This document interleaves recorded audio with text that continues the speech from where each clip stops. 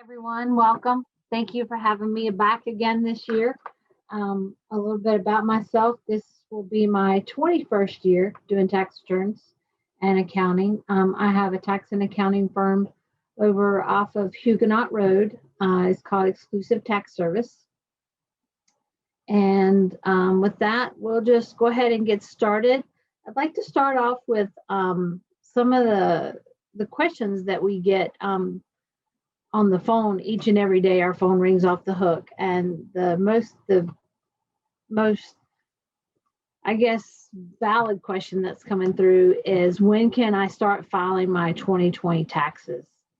In the past, it's always started the last week in January, around January 25th, 26th.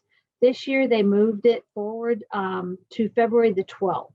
So although tax returns are coming in the door, and people are bringing them in, we're getting them done, there can be no e-filing done until February 12th. So we're just getting them done, getting them back to the clients, and then stacking them up in the file cabinet until we are able to e-file on February 12th. The e-filing starts on February 12th. I'm sure it's going to be a madhouse going into the IRS, but we do expect refunds to start 10 to 12 days after that. There's several ways to get your refunds back. You can get your refunds back directly in a bank account, which is the quickest way, or you can get a check. And then there's many different ways that other tax offices offer for you to get your refunds, either through refund transfers or loans, that kind of thing. So, but we won't go into all that. But and the second question that we always get that we've been getting this past week is, has tax season been extended? So as of now, it has not been extended past April 15th, unless you have an extension that takes you into a 6-month extension that takes you to October 15th. But I very much expect them to extend tax season this year. It was 10 months long last year. It was a really long 10 months last year. But, and the IRS is still behind. In some of the latest blogs that I've been reading, they have tractor trailer loads full of mail that has not been opened yet, because a lot of the IRS people are still working from home. So, we have people that filed amended tax returns last June that still don't have recognition of it being accepted by the IRS, let alone that it's been processed and that they're getting their refunds back. So we have some clients that have sent checks to the IRS and they still haven't been cashed. So I'm asking anyone that sends a check or something very significant that has a timestamp on it to the IRS to send it certified mail right now, because they're having a hard time keeping up. And that kind of helps out when they send that letter back and say they haven't gotten it, or you didn't pay me, that kind of thing. If we have something from the post office that says that we sent it on a certain date, then that gets rid of some of the interest and penalties. We can fight against that. So the other big question that comes into our office is stimulus. I didn't get my stimulus money. So the first stimulus came out, and it was $1,200 for each taxpayer and $500 for each dependent, excuse me, under the age of 17. So a lot of people got these through their bank accounts. If the IRS had your bank account, some people got them in check form. But then you had the people that have paid taxes through the years, and the IRS doesn't have their checking account numbers. Although they could figure it out if they wanted to, but they're not going to do that. Or you have someone who is going to get a paper check and they've moved. And so all that gets redirected back to the IRS. And then when we file your 2020 taxes in this year right now, then we can go back, and it's a line item called a recovery rebate credit. And if you did not receive either one of your stimulus monies, being the first one being $1,200 for each taxpayer and $500 for each dependent under the age of 17, or the second one, which was $600 for each taxpayer or $600 for each child under the age of 17, then we can go back and get this credit for you on your tax return. Now, there are some phase out numbers that go along with this. So if you're a single taxpayer and you made over $75,000, then you get phased out on some of that money, and you're not going to get the full amount. Or if you're a married couple making $150,000 or more, that's the limit that it starts phasing out. So you may only get partial of the credit, but we can also get that back for you on your tax return. So if you did not receive that, make sure if you're doing your own taxes that you let TurboTax know, or whatever provider service you're using, or if you're using a tax preparer, let them know whether you did get that money or you didn't get that money, and we can get that credit for you when we do the tax return. So with that, I have a couple of different topics to share with you guys today. I picked 3 other topics that I thought that you might be interested in, and I'm going to attempt to share my screen. So Justin, if you'll let me know if I do this properly.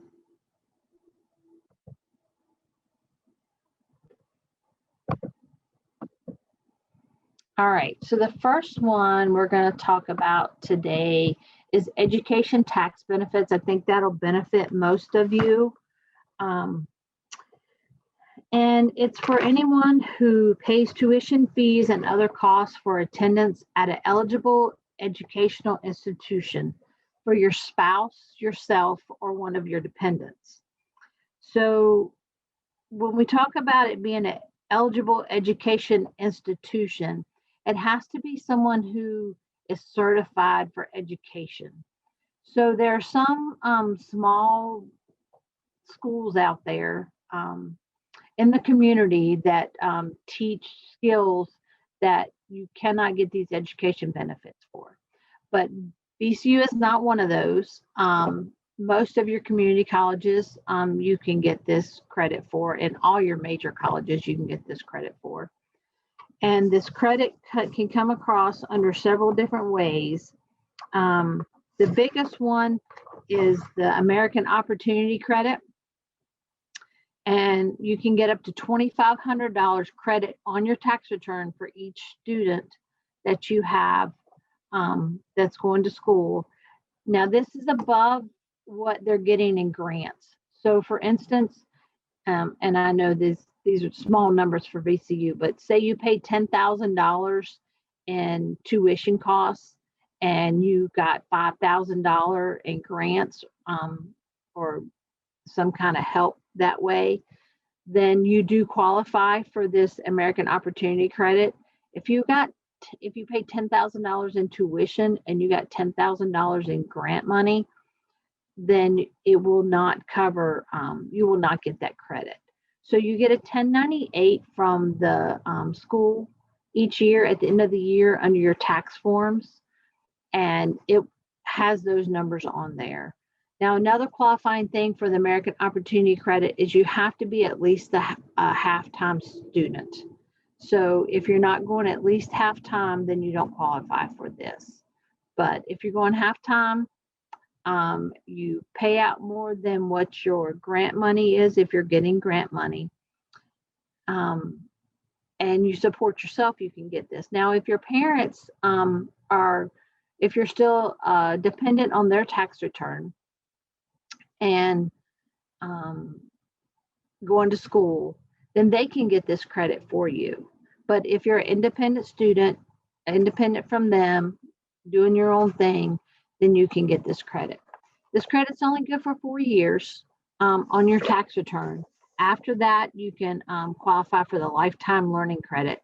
So if you look on the second, on the right side of the slide, it talks about the American Opportunity Credit and the Lifetime Learning Credit. The Lifetime Learning Credit, you can use that for all your years. The American Opportunity, like I said, is only good for the first 4 years. And the American Opportunity Credit does not qualify towards a master's degree. It is only for your first 4 years of college. Let's see, there are some exclusions on this. It's kind of like the on the stimulus payments, once you make a certain amount of money, it starts phasing out. So if you look back on the left side, the income limits right here, and that tells you what the income limits are. So it's between $80,000 and $90,000 for the American Opportunity Credit, or if you do a married filing jointly, between 160 and 180. And then this right here tells you what the limits are for the lifetime learning credit.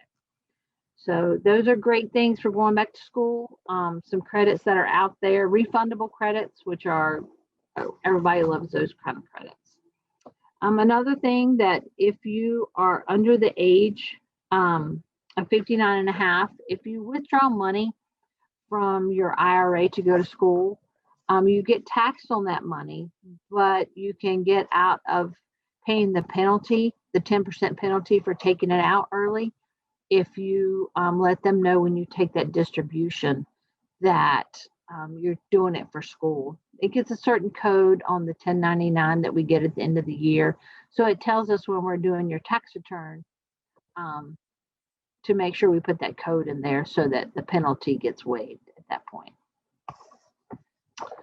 So any questions on the education tax benefits?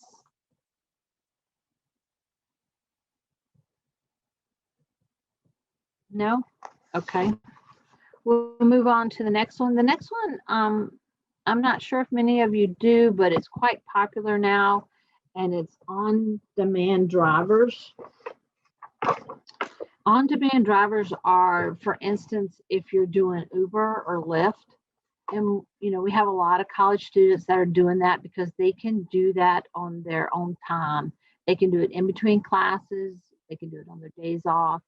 And it just is perfect for a college student. So you may do it yourself, or you may know someone who is doing the on-demand driving. So we'll talk about it a little bit. We're going to start right over here. So if you're an on-demand driver, then you're an independent contractor, which means that you're going to be responsible for paying your own taxes.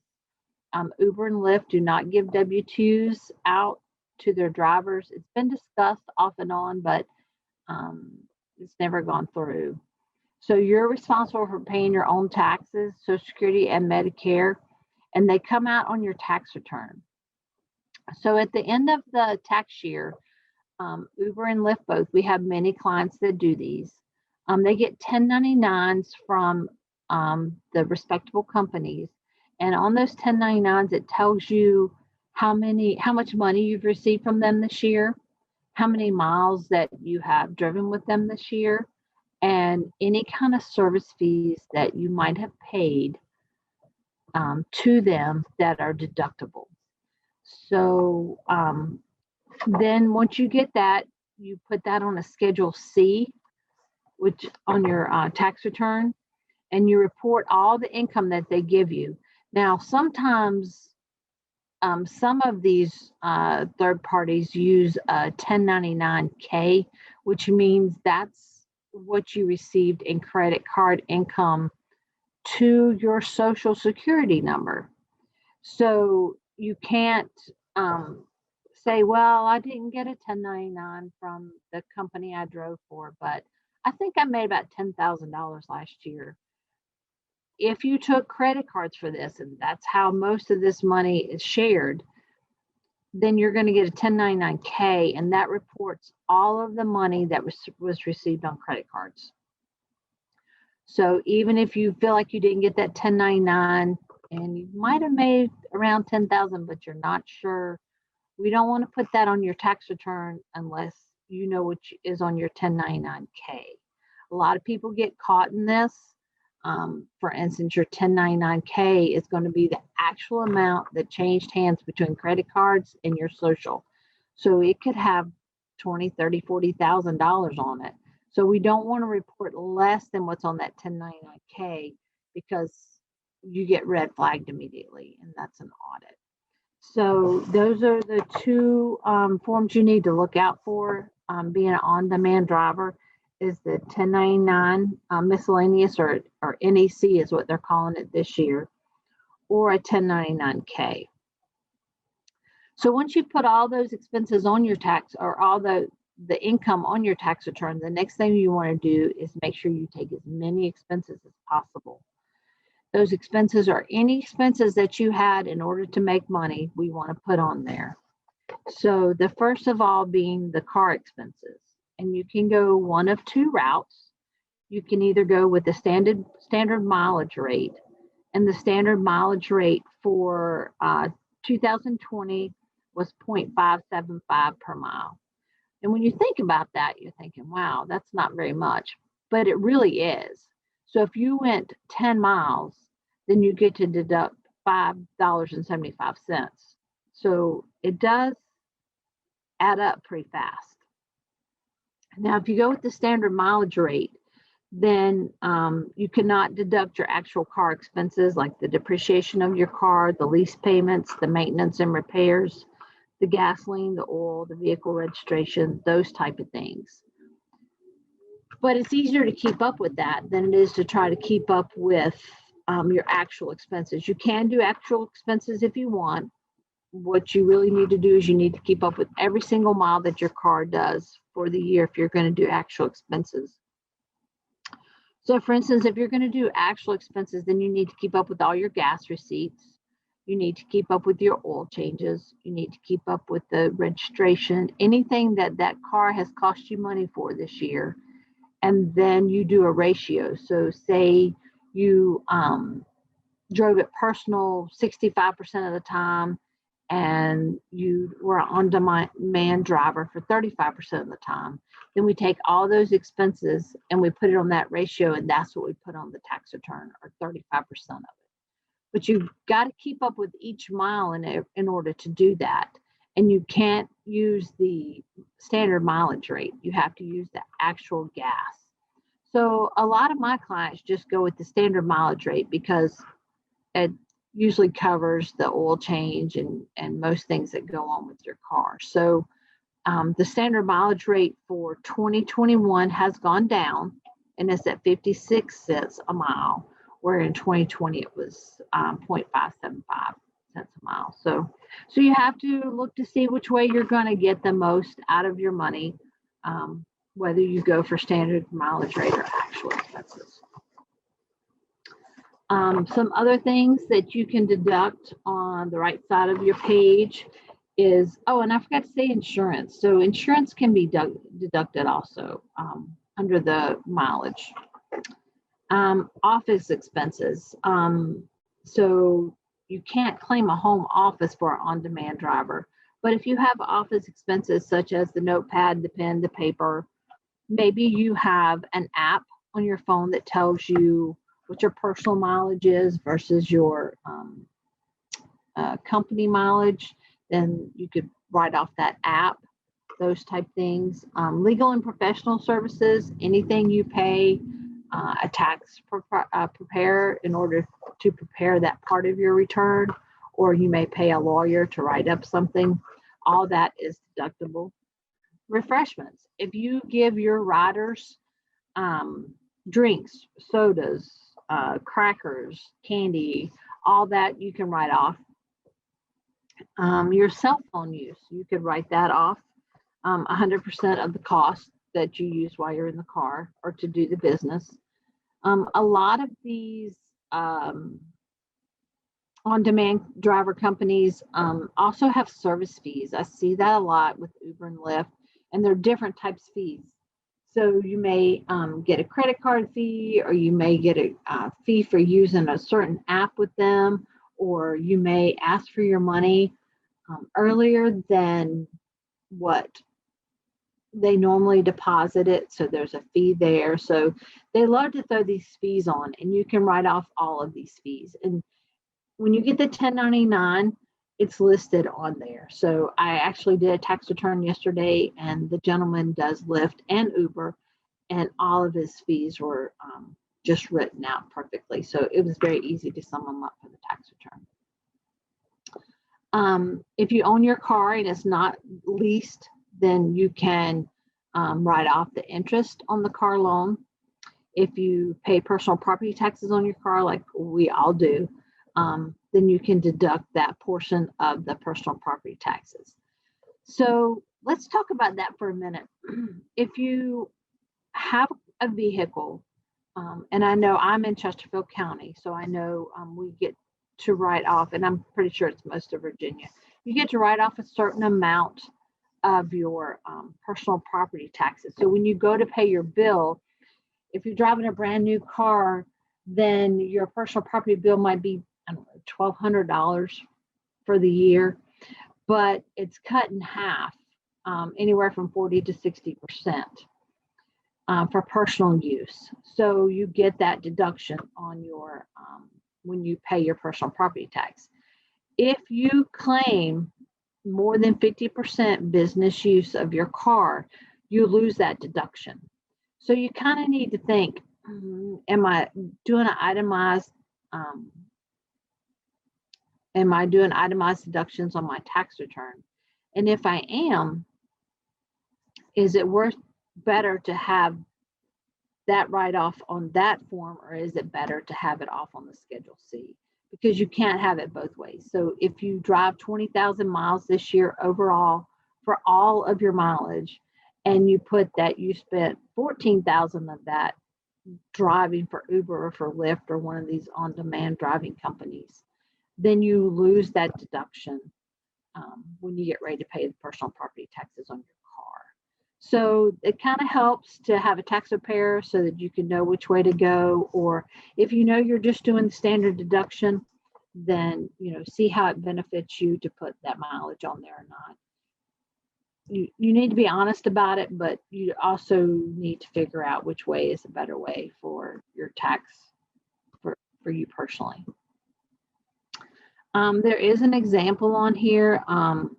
Holly drives for Uber and uses a standard mileage rate, and it shows that her fares were $2,112 and her referral bonus was $85. So her total income was $2,197. It shows that her expenses, and this is using 2021 figures, her mileage was 305 for the year. The cell phone was 198. Refreshments were 50.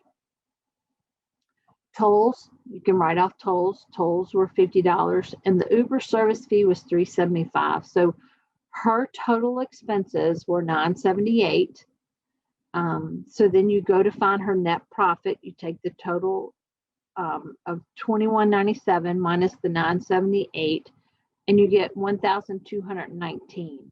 And then the taxes are based off of that. So say she's in a 10% tax bracket, you're looking at $122 for federal tax. If the state is a 4%, which in Virginia we're more than that, but if it's 4%, it'd be $49.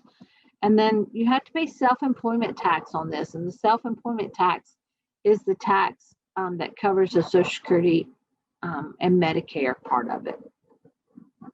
So that's $172. So her taxes on the $1,200 are $343.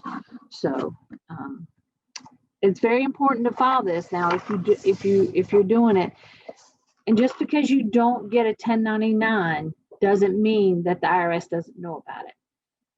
These 1099s are filled out from these companies, Uber and Lyft, and they're sent to the Social Security Administration, and they're kind of, I guess you could say they're tacked onto your Social Security number. So just because you filed this year and you got a refund and you didn't claim this, don't think that you got away with something if you didn't claim it, because they audit anywhere from 2 to 4 years behind. So right now, I think they're doing mostly 2018 tax returns or what they're auditing. So it'll come back to bite you later if you don't claim it. So if you know someone who's doing this, let them know it's very important that you claim it. And then these are the expenses that they can use in order to claim it. So any questions on on-demand drivers? Did I put you guys to sleep yet? No? Okay. That or you are sleeping. Hey, Dana, there is a question in the chat box. Is this applied to Uber Eats or DoorDash, or are those a different system? Oh no, Uber Eats and DoorDash. Yes, it applies to those also. Yes, definitely. Definitely. And you can do all these expenses on those. It's any kind of on-demand driver, whether you're delivering food or any kind of service that you're doing. Thank you. Good question. All right. So the last document that I have, and then we can just talk about various things after that, is the filling out your W-4. So the W-4 has changed in 2020, and I will tell you why it changed. The main reason that it changed. So I'm sure that many of you have filled these out when you started new jobs, and you got to choose, how many deductions that you wanted your employer to take out on you, so they would know the tax amount to take out. There's a bracket out there from the IRS, and it's set into all our payroll programs automatically, and it gets updated every year. Sometimes 3, 4, 5 times a year it gets updated. So when an employee fills out a W-4 and gives it to us to put into the system, in the past there were just a few questions, and they were: are you single? Are you married? How many people are you claiming on your taxes? And are you exempt? So we'll go with the first one. Are you single, married? That's pretty much standard. That's easy to do. The dependents gives people kind of a hard time. When you're first going out, you just claim yourself. And then as you go through life a little bit more, you realize that, oh, well, if I put 5 people on here, then they don't take out as much taxes. And then you had people who went, oh, well, if 5 people, they don't take out as much taxes.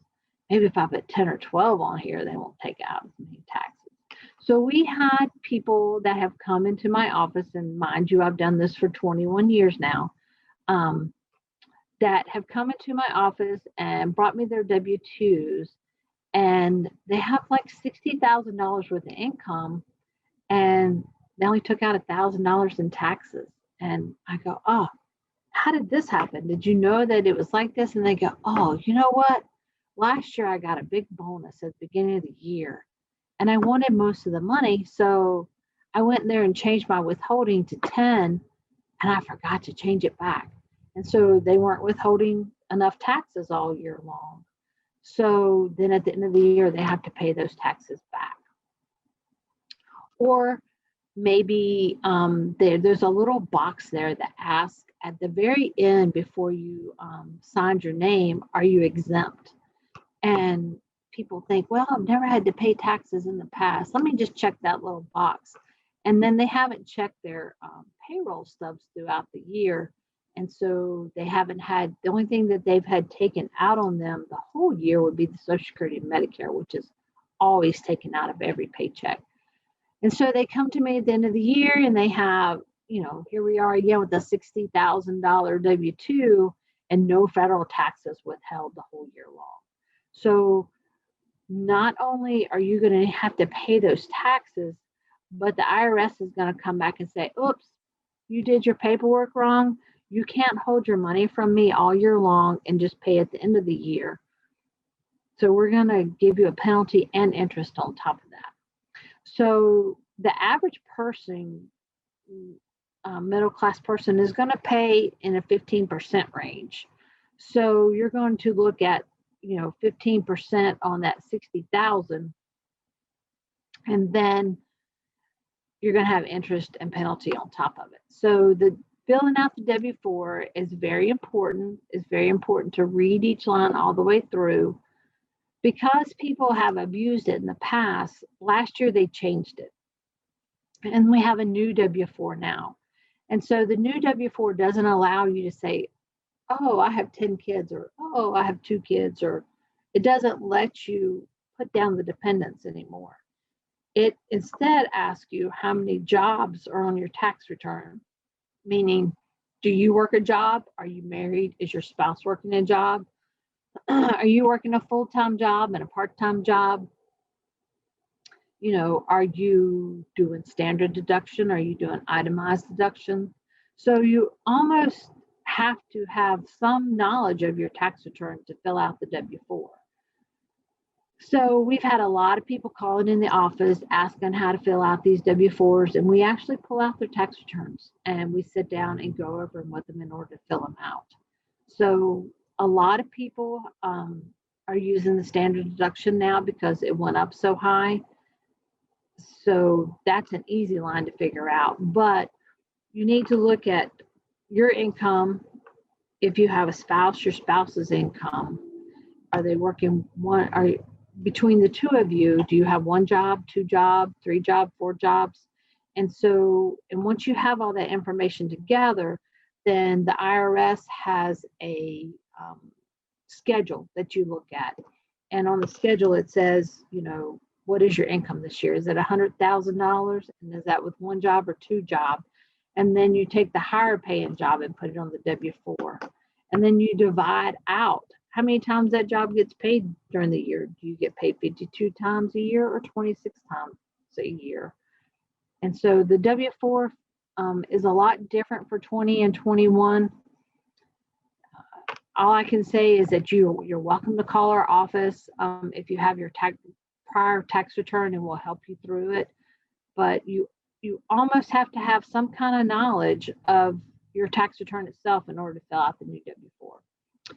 And supposedly all employers are supposed to have you fill out a new one every year. A lot of employers don't. A lot of employers have found out how hard it is to fill this out. And so they're not even having their employees fill it out unless they have a new employee. And your employers will not help you with this. They will tell you it is not their job to help you with this W-4. And the reason behind that is if you owe taxes at the end of the year and they guided you in the wrong direction, then, it causes some anxiety amongst HR and the employees. So most employers will not, they'll just say, take it to your tax person or figure it out on your own. So it's hard, but this is the government's way of keeping people from putting down 10 or 12 dependents when they only have one or two. So a couple of people have abused the system and learned how to work it. So that's why we're at this new W-4 now. So any questions on the new W-4? There was a question on a previous section. Could you explain the difference between applying as head of household versus single? All right. Yeah, I would love to. So to do the head of household, you have to have a dependent that you care for and you provide for over half of their support. So let's talk about different examples. So if you have a child, you're not married and you have a child, or you could be married filing separately from your spouse, and you have a child that lives in your home that you provide over half their support for, then you have head of household. And head of household has a better tax rate than a single tax rate. So you always want to choose that option if it's available. Now, if you have someone that is not relationship to you at all, that is your roommate, and you provide their support, yeah, that's not really head of household. So there has to be some kind of relationship there, meaning, is it a child? Is it a cousin? Is it an aunt? Is it an uncle? Is it a foster child? There are other options other than this person just being your child. But just being your roommate, they didn't work all year and you support them, that's not a relationship there. So another relationship that works is a grandparent. So for instance, my grandmother, when she was still alive, she was in a nursing home, but I paid all her expenses in the nursing home. Anything above and beyond what Medicare didn't care for, I paid for, and I supplied over half of her needs financially while she was alive the last couple of years. So she would be able to be on my tax return if I was a single person. Now I was married, so married filing jointly. But if I had been a single person, she could have been on there, which would have made me head of household. So there is another head of household question, and that is, Okay. how can you be both head of household and married? Oh, so you can't be. So if you're married and you live separate from your spouse more than 6 months of the year, and there's only one child, then you have to decide which person is going to take that child. And so one person is going to be married filing separately, and the other one is going to be head of household. So you can only have one head of household under that roof, or at that address. So you can't be boyfriend and girlfriend and have two children and one take one child and one take another child and be under the same roof. The IRS is going to see that there's two head of households at that address, and one of them are going to get kicked back. And it, like I said before, it may not be kicked back for this tax year, and you may get that wonderful tax return, but they're going to catch up with you in 2 to 3 years, and they're going to come back and take that money back from someone. They're going to make you prove who is the more financially supportive person in the house. So you cannot be married and do head of household in the same house. Did that explain it? I think, yeah, you've got them thinking. The next question is, can you speak on married filing jointly? I can. Married filing jointly is the best tax rate that's out there. Married filing jointly is the way that you want to file. We have a couple of clients that like to do married filing separately. And when I used to teach taxes for many years, and I would tell them this was the voodoo status. You want to stay away from it. So if you do married filing jointly, you get all the perks. You get to take all the deductions. It's a better tax rate. It is the way to go. Now, if you do married filing separately, you lose some things, like you can't take off your tuition interest that you pay on your student debt. There are many things out there that you can't deduct when you're doing married filing separately. If you're doing married filing separately, one person does an itemized deduction, the other person is forced to do an itemized deduction. So if one person is taking all the expenses of the house interest and the personal property taxes and the car taxes and the charitable contributions and medical and all that, they may have like a $35,000 itemized deduction.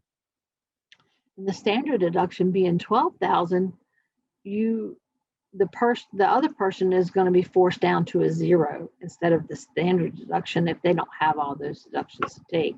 So we try to talk as many people out of the married filing separately as possible. You do have people that are in the midst of divorce and there's no children and they're forced to file the married filing separately. There's no amicable relationship there, so that you can't work with both of them. And so sometimes it does happen, but in all chances that we can do married filing jointly, we try to go that route. Our program will say, this is the taxpayer's income, this is the spouse's income, this is the taxpayer's expense, the spouse's, it'll divide it all the way out so that at the end we can say, well, this much debt is on the taxpayer and this much debt is on the spouse, and it'll divide it out for us if we want. But we try to stay away from married filing separately. Okay, so this is a little bit of a longer one. It says, to piggyback on that, if one has high student loan debt, would it be more beneficial to be married filing separately for lower income based repayment monthly options? Or do the benefits of married filing jointly outweigh the lower monthly payments? That is going to be an individual choice. I will tell you, we do have a handful of clients that do file married filing separately because of those payments towards the student loan. And we've sat down and we've talked to them and said, okay, if you do married filing jointly, these are what your payments are. If you do married filing separately, these are your payments. And although it does give you a higher tax rate, they choose to go that route so that their student loan payments aren't so much. So we have run into that many times.